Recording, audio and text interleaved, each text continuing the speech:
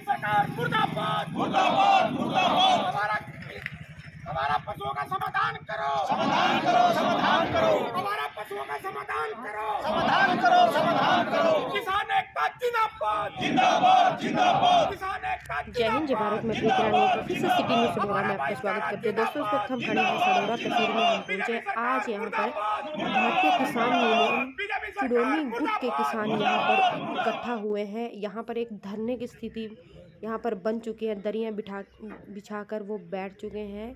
ये जो ट्रैली में आप लदी हुई जो आवारा पशु आपको दिखा रहे हैं, ट्रैली में ये किसान इनको भर कर लेके आए हैं, जो कि इनका कहना है कि इस प्रकार से ये आवारा पशु किसानों की फसलों को नुकसान पहुंचा रहे हैं और रोड पे चलने वाले राहगीरों को भी परेशानी का सामना इन आवारा पशुओं से करना पड़ रहा है।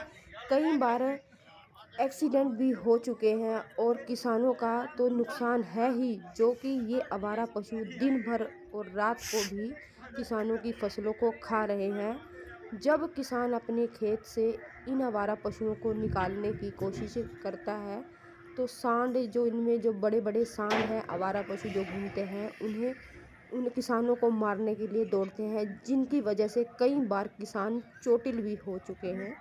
तो ये तमाम समस्याओं को लेकर पिछले कई दिनों से लगातार ये किसान यहाँ पर इस मांग को लेकर मुद्दा उठा रहे थे। तो आज यहाँ पर ये मजबूरन इनको आज तहसील सढौरा में यहाँ पर धरने पर बैठना पड़ा। तो चलिए बातचीत करेंगे, किसानों से भी जानेंगे कि क्या कुछ उनका कहना है और प्रशासनिक अधिकारियों से भी जानेंगे कि क्या कुछ इन किसानों की समस्याओं का, आवारा पशुओं की जो इनकी समस्या है किसान की, तो क्या कुछ इनका हल निकलता है। और मौके पर दोस्तों तहसीलदार पहुंच चुके हैं, वो किसान से बातचीत कर रहे हैं। तो आप हमारे साथ वीडियो में बने रहें। प्रशासन उनको कहीं से पूछ परचेज करके दे, फंड दे, पंचायतों में भी दे 10-10 हज़ार रुपए के चेक काट के, क्या दिक्कत है इसमें।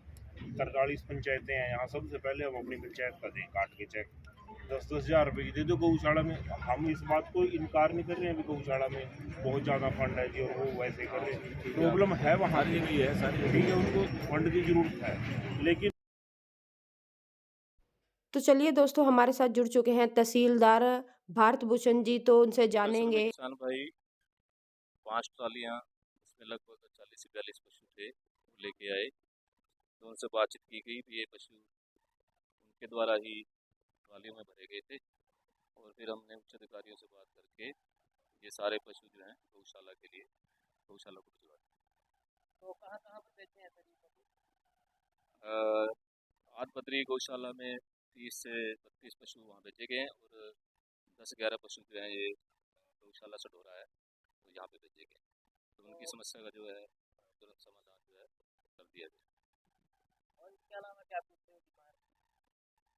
इसके अलावा अन्य कोई डिमांड नहीं थी, बस यही डिमांड थी कि जो हमारा पशु हैं इनके ऊपर जो है वो इनका समाधान किया जाए, जो फसल को बर्बाद करते हैं। तो इसके बारे में भी उच्च अधिकारियों के संज्ञान में ये मामला चला गया। तो आगे जो भी प्लानिंग प्रशासन की उसके अनुसार कार्रवाई कर दी जाए।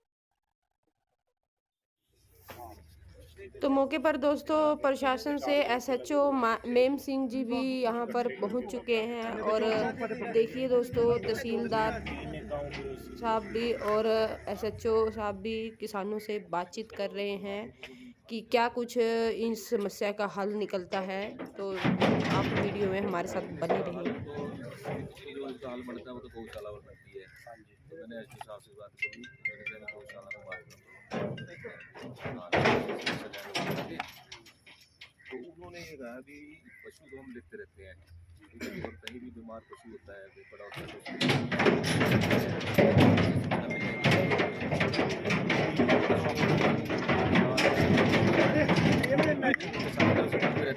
कई बार अपनी गौशाला की जितनी कैपेसिटी है उससे ज़्यादा पशु भी है।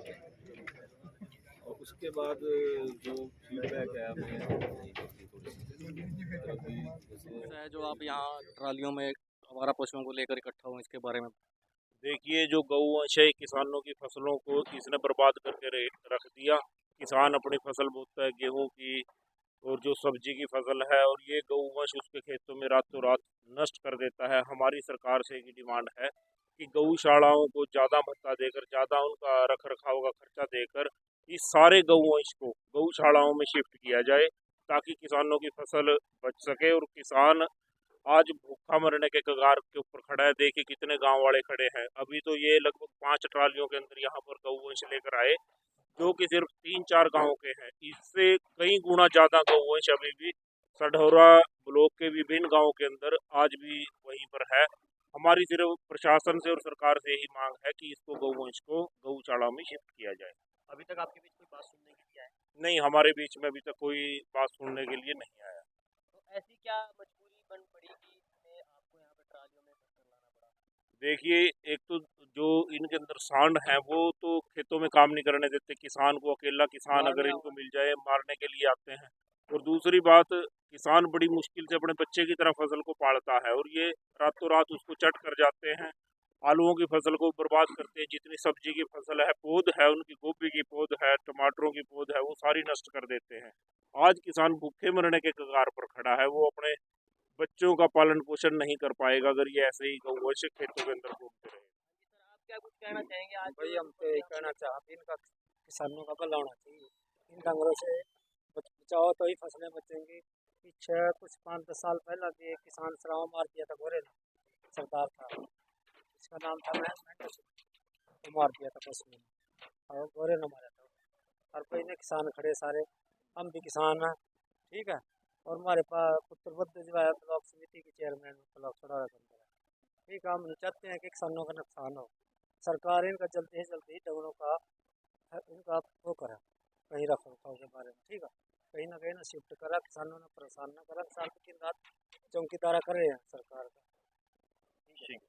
आज क्या इतनी गंभीर समस्या हो गई कि यहाँ पर पशुओं को, आवारा पशुओं को यहाँ ट्रालियों द्वारा बर्बाद कर लाया गया है?